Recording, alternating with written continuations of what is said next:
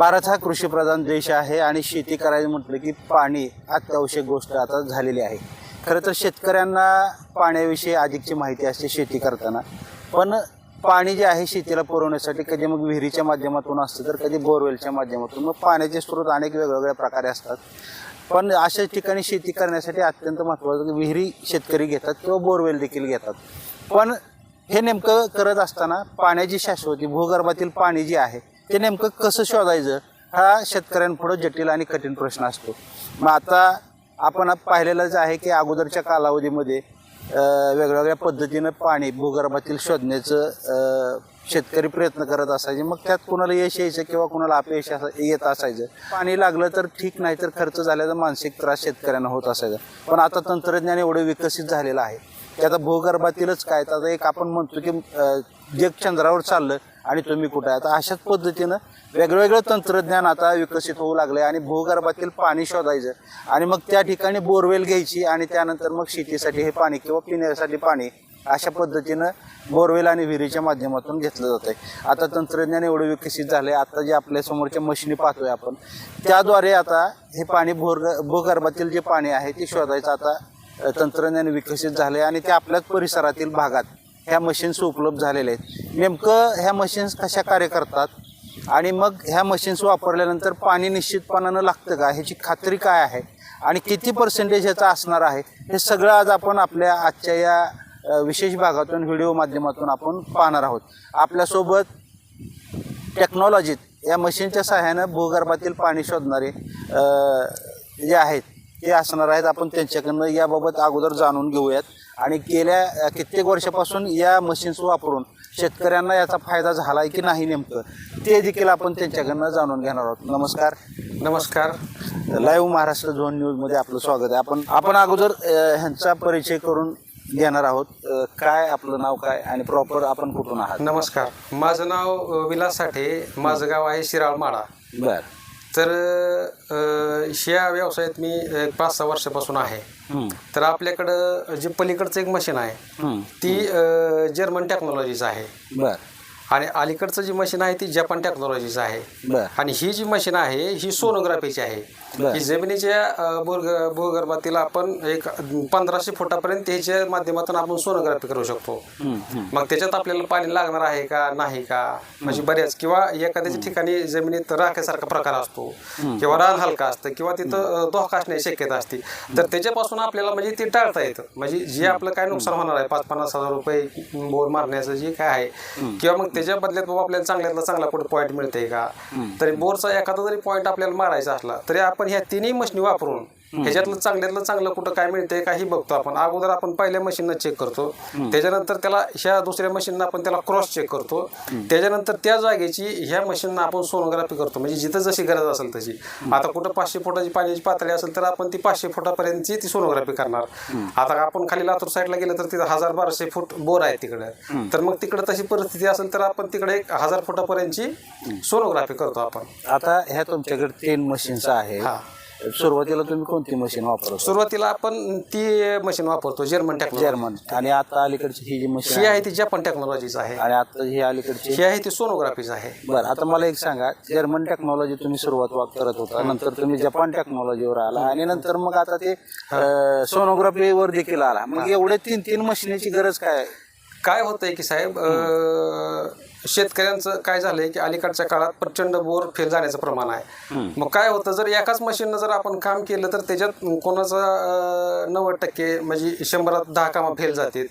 तर आपण जर काम केलं तर शेतकऱ्याचं म्हणजे नुकसान होऊ नये, त्याचा फायदा व्हावा म्हणून एका मशीननं चेक केलं तर दुसऱ्या मशीननं सुद्धा त्याला रिचेक करायचं, ती सुद्धा ती जागा दाखवते का, क्रॉस व्हेरिफिकेशन करून ती सुद्धा मशीन ती जागा दाखवते का हे बघितलं जातं. त्या दोन्ही मशीननं जर सांगितलं की ही जागा योग्य आहे तर मग ही तिसरी मशीन लावून त्या जागेची सोनोग्राफी केली जाते आणि त्याचे खालचे डिटेल्स बघितले जातात. मग ह्याच्यात आपल्याला बोर किती फुटापर्यंत मारावं लागेल ह्याचा अंदाज लागतो किंवा पाणी किती लागू शकतंय ह्या गोष्टीचा अंदाज लागू शकतो आपल्याला. कारण बऱ्याच गोष्टीचं त्याच्यात रिडिंग आपल्याला खालून लिहून येत असतं. ज्यावेळेस ते आपण त्याच्यात सोनोग्राफी करतो त्यावेळेस त्याच्यात आपल्याला 4 प्रकारचे ग्राफ तयार होतात. तर त्याच्यात 2 प्रकारचे फोटो येतात, एक खडकाचा येतो आणि एक दुसरा एक येतो. तर असे आणि ते ह्याचे एक डायग्राम सारखा एक 2 येतात. तर साधारण 4 फोटो ह्याच्यात येतात. एकदा एका जागेचं जरी स्कॅन केलं तर 4. मग त्याच्यातनं पाणी लागायची शक्यता आहे का नाही का, या बऱ्याच गोष्टी त्यातनं क्लिअर होतात. त्याच्यामुळं पुढच्या माणसाला आपण देताना सांगू शकतो बाबा इथं पाणी लागण्याची शक्यता आहे किंवा इथं लागण्याची शक्यता नाही. ह्या ज्या काही गोष्टी आहेत त्या ह्या सगळ्याच्या माध्यमातून देतो.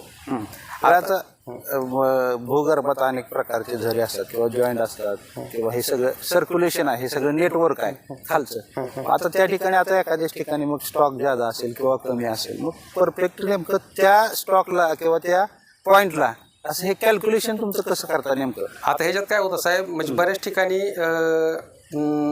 एखाद्या शेतकऱ्याच्या शेतात म्हणजे आपल्याकडे त्याला डो म्हणतात, कोण त्याला स्टॉक म्हणतं. तर स्टॉकचं जर पाणी असेल तर साहेब ती बोर मारलं की ती जास्तीत जास्त आठवडाभर चालतं. आठवड्याच्या पुढे ती बोर चालत नाही. मग ह्याच्यासाठी आपण बघतानाच स्टॉकचं पाणी आजपर्यंत जेवढं आपण काम केलं या काही शेतकऱ्याला आपण स्टॉकचं पाणी दिलेलं नाही. जिथं 2-3 झरे एकत्र येतात तशाच ठिकाणी आपण पाणी देतो. आजपर्यंत ज्यांना दिले पाणी ते टिकणारं पाणी दिले आपण, की 2-3 झरे कुठे एकत्र येतात. म्हणजे कठीण काळात एखादा किंवा दुसरा जरी वरचा झरा कट झाला तरी किमान खालचा तरी झरा चालावा, म्हणजे पाणी जरी कमी जरी आलं तरी ती बोर चालू राहावं. अशा पद्धतीनेच आपण आजपर्यंत. आता हे खरं तर आपण म्हटलं जातं की देवाची करणी नारळात पाणी असं एक मन आहे. आता भूगर्भातलं नेमकं पाणी शोधायचं आणि त्याची खोली जी आहे ते कॅल्क्युलेशन मग तुम्ही कसं करता? काय होतंय की तुम्ही जे म्हणता ते अगदी योग्य आहे, पण आपण ह्या सगळ्या मशीनच्या सहाय्याने ह्या सगळ्या मशीनच्या माध्यमातून कॅल्क्युलेशन करत असताना ज्यावेळेस आपण सोनोग्राफी करतो त्यावेळेस बरोबर त्याचं प्रत्येक ठिकाणी. आता काय होतं की प्रत्येक ठिकाणी आपल्याला रोज आपण नवीन एका शेतकऱ्याकडे जात असतो, तर प्रत्येक ठिकाणची जमिनीची रचना ही वेगवेगळी असते. म्हणजे आता आपण जर ह्या अकोले बुद्रुकच्या परिसरात गेलो तर तिथं उलट्या पाषाणाचा प्रकार आहे. आपण खालच्या भागात गेलो तर तिकडं खाली जमिनीत राख लागते, म्हणजे आपल्या कुरवाडीच्या खालचा भाग. कुठं कुठं काय असतंय की सरळ म्हणजे असं सरळ लागल्यासारखे लागतात. मग ही खालची जमिनीची रचना प्रत्येक ठिकाणी वेगवेगळी असते. मग ह्या सगळ्या गोष्टीचं कॅल्क्युलेशन करून मशीन आपल्याला काय सांगते, किंवा ह्या सगळ्या मशीनी ज्यावेळेस तुम्ही प्रत्यक्ष काम करत असता त्यावेळेस मशीन प्रत्येक वेळेस सिग्नल देत असते, म्हणजे ते आपल्याशी बोलत असते, आपल्याला सांगत असते की ही सिग्नल काय देते, त्याचा आवाज चेंज होते, ह्या आवाजात ती काहीतरी सांगते, त्या दुसऱ्या आवाज चेंजला ती सांगते, सिग्नल देत असते. ती आपल्याबरोबर काम करत असताना ते आपल्याला बोलत असते ही असं आहे तसं आहे. त्याची जर भाषा आपल्याला कळली तर नक्कीच आपण म्हणजे ह्या सगळ्या गोष्टीवर मात करून म्हणजे त्याच्या पॉईंटच्या परफेक्ट जागी आपण जाऊ शकतो. आता बऱ्याच वेळा होतं शेतकऱ्यांना असा प्रश्न पडलेला असतो की अगोदर ते वेगवेगळे प्रयोग व्हायचे पाणी शोधण्यासाठी, आता टेक्नॉलॉजी आली, पण ह्याचा सक्सेस रेट काय आहे हा एक प्रश्न म्हणजे जनरली सगळ्या शेतकऱ्यांना पडतो. आता काय साहेब की कोण कोण काम करतंय, कोणाचा त्याचा जी काय त्यांचा सक्सेस आहे, कोणाचं 90% आहे, कोणाचं 85% आहे. पण आणि बाकीच्याकडे काय होतं की एकच मशीन आहे कोणाकोणाकडे. आपण आपल्या कामाचा चार्ज वाढवत नाही, पण मशीनी 3 का वापरतो आपण, तर आपला सक्सेस रेट म्हणजे सक्सेस रेशो वाढावा किंवा शेतकऱ्याचं नुकसान टाळावं.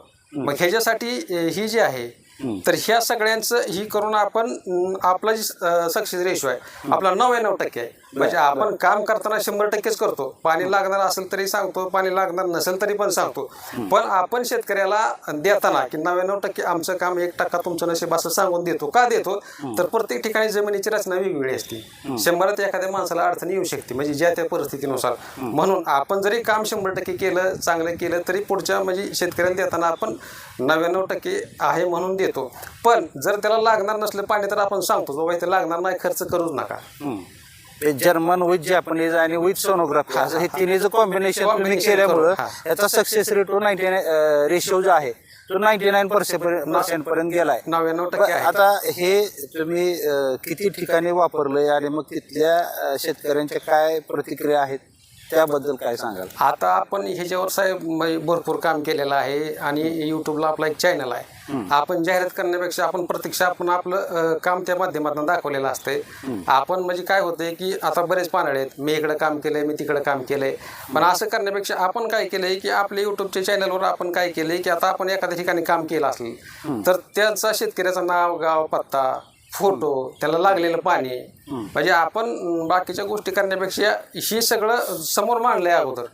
आणि त्याच्यानंतर म्हणजे ह्याच्यात काय झालंय की आता आम्ही जर एखाद्या क्षेत्रात पॉईंट बघायला गेलो तर आमचा एका पॉईंटला अर्धा दिवस जातो.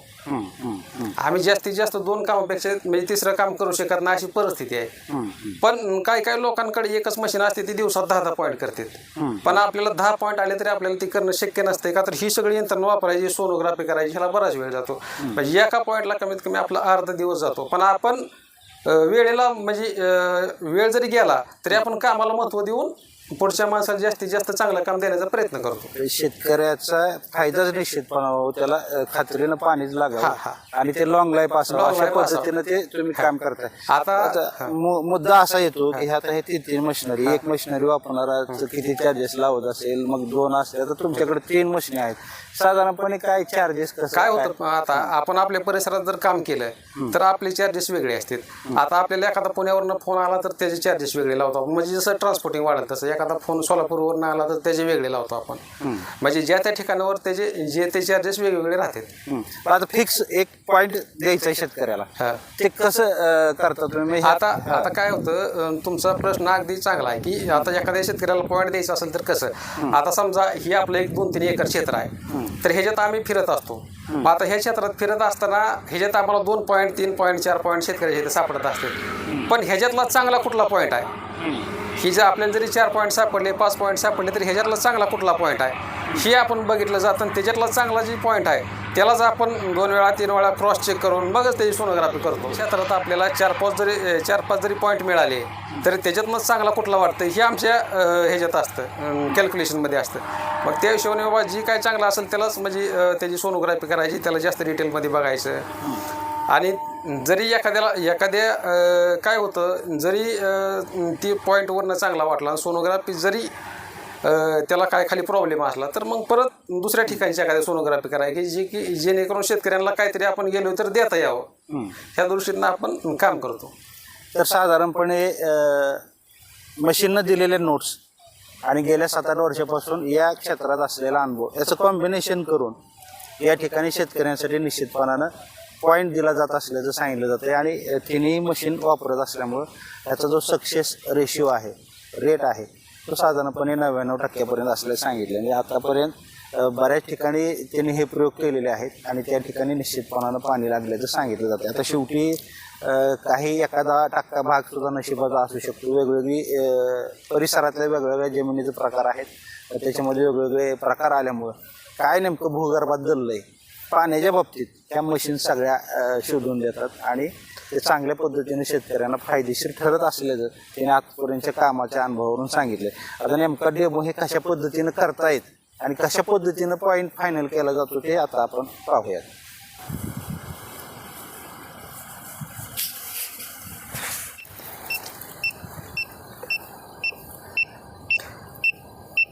ही जी आहे ती जर्मन टेक्नॉलॉजीचं अत्याधुनिक मशीन आहे. ह्या मशीनमध्ये GPR टेक्नॉलॉजी आहे की जी अत्यंत चांगल्या पद्धतीने काम करते. तर ह्या ठिकाणी ही झरा आहे, तर ही आपण जिथं आपला पहिला पॉईंट आहे ह्या पॉईंटच्या दिशेनं ती सिग्नल देते. तर आपण ही जसा झरा आहे ह्या झऱ्याच्या पद्धतीने ही मशीन काम करते.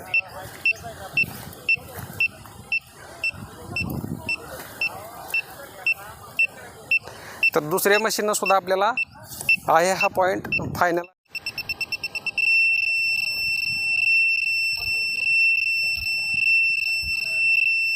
तर दुसऱ्या मशीननं सुद्धा आपल्याला आहे ही पॉईंट चांगला आहे असा सिग्नल दिलेला आहे. आता ह्याच्यानंतर आपण सोनोग्राफीचं मशीन ह्या ठिकाणी लावणार आहे. आता ही जी आहे ती आपलं सोनोग्राफीचं मशीन आहे. तर ह्या सोनोग्राफीच्या मशीनच्या माध्यमातून साधारण एक आपण हा आपला बोरचा पॉईंट आहे, ड्रिल पॉईंट.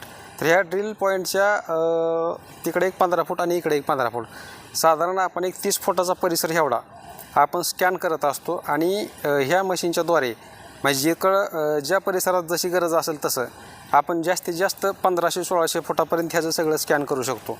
आणि ह्या मशीनच्या माध्यमातून स्कॅन केल्यानंतर म्हणजे जे काय पुढचे जे काय धोके आहेत त्याच्यापासून आपण म्हणजे वाचतो की एखाद्याला ठिकाणी पाणी लागणार आहे नाही. तर ह्या मशीनच्या माध्यमातून बऱ्याच गोष्टी क्लिअर होतात आणि ह्याचं जे काय ग्राफ असतात ह्या ग्राफवरती बऱ्याच गोष्टी खालनं लिहून येतात. पाणी लागायसारखी परिस्थिती आहे नाही, किंवा म्हणजे किती झरे येते की एकत्र येते येऊ शकतात काय आहे, ह्या सगळ्या गोष्टी सगळ्याचं डिटेल आल्यामुळं की शेतकऱ्याचं जी काय विनाकारण नुकसान होणार आहे किंवा बोर फेल जाणार आहे त्याच्यापासून ह्या मशीनमुळं वाचतो आपण. कसं आहे, आता आपण हे सगळं पाणी बघताना मशीनच्या माध्यमातून बघतच असतो, पण बऱ्याच शेतकऱ्यांचं काय होतं की जी काय जुनी पारंपरिक पद्धत आहे तर त्या पारंपरिक पद्धतीने पाणी बघितलं तर ती शेतकऱ्याला थोडंसं समाधान वाटावं म्हणून आपण ह्यानेसुद्धा म्हणजे चेक करायचा प्रयत्न करतो. तर आपण ह्या पॉईंटवरती जाऊन बघूया नेमकी म्हणजे रॉडची काय दिशा होती. तर ह्या रॉडने सुद्धा ह्या ठिकाणी सिग्नल दिलेला आहे. आता ह्याच्या बाकीच्या काय बाजू ज्या आहेत त्या पण आपण चेक करू.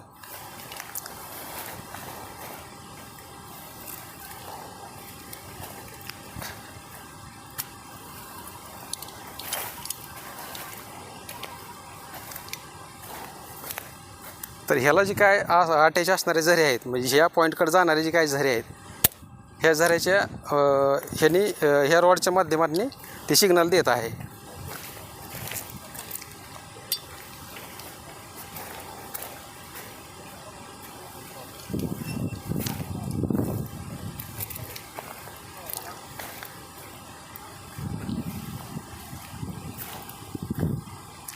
तर ह्या रॉडच्या माध्यमातून सुद्धा हा पॉईंट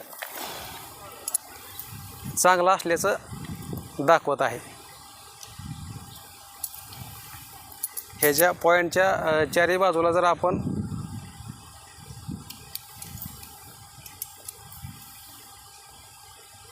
चारही बाजूला रॉड लावला तरी सिग्नल देत आहे.